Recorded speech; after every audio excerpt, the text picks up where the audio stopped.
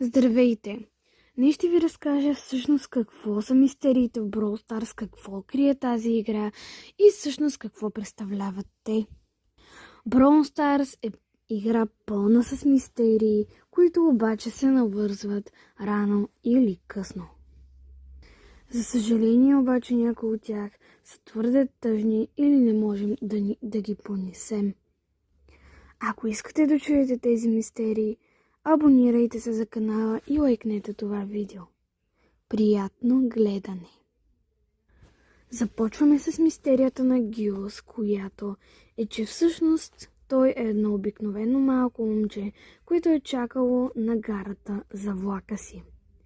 Докато го е чакал, обаче, той вижда един балон, нарисуван с очички, устичка и такъв забавен балон. Естествено, отива към балона, за да го хване, както би направило всяко едно малко дете.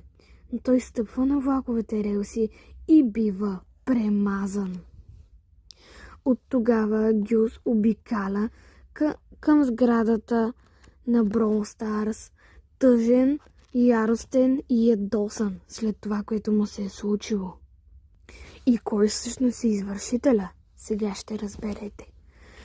Чък всъщност е бил музикант, но не ви ли прави впечатление, че това е влак?